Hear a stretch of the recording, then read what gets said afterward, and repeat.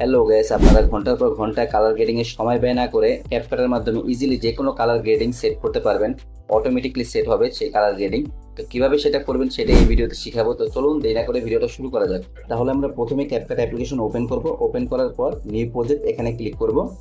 করার পর গ্যালারি থেকে আমরা যে ভিডিওটা এডিট করতে চাই সেই ভিডিওটা আমরা এখান থেকে সিলেক্ট করে নিব। অ্যাডে ক্লিক করব। এখন আমরা ভিডিওটা বড় করে দেখবো। আমাদের ভিডিওর কালার এই যে এরকম আছে এখন বিফোর। আমরা এটাকে এখন এডিটের পর আবার দেখাবো আপনাদের। যেমন ক্লিপটা আমি সিলেক্ট করব, সিলেক্ট করে ডানে স্ক্রল করব। করার পর এখানে আছে হলো অ্যাডজাস্ট, আমরা অ্যাডজাস্টে ক্লিক করব। করার পর এখান থেকে প্রথমে যে অপশনটা কালার ম্যাচ, আমরা এখানে ক্লিক করব। ক্লিক করার পর এখান থেকে ডান পাশে দেখবেন আপলোড। আপলোডে ক্লিক করার পর আপনি যে কোনো ফটো আপনার গ্যালারি থেকে যে কোনো ফটোর কালার আপনি কিন্তু এই ভিডিওতে কালারটা অ্যাড করতে পারবেন। যেমন আমি আপলোডে ক্লিক করলাম। করার পর আমি এখান থেকে আমার যে কোনো একটা ফটো নিয়ে নিচ্ছি।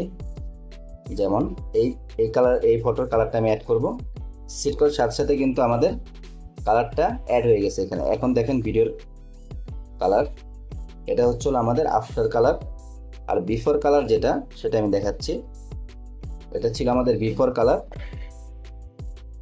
আর এটা হচ্ছে আমাদের আফটার কালার। ফটোর পুরো কালার গ্রেডিং কিন্তু আমাদের ভিডিওতে সেট হয়ে গেছে। আর এখান থেকে আপনি ইচ্ছে গেলে ইন্টেন্সিটি কমাতে বাড়াতে পারবেন, কালার ম্যাচ করতে পারবেন। তো আশা করি সবার এই ভিডিওটা ভালো লেগেছে। যদি ভালো লেগে থাকে অবশ্যই ভিডিওকে লাইক কমেন্ট শেয়ার করবেন এবং চ্যানেলকে সাবস্ক্রাইব করবেন। সবাইকে অসংখ্য ধন্যবাদ।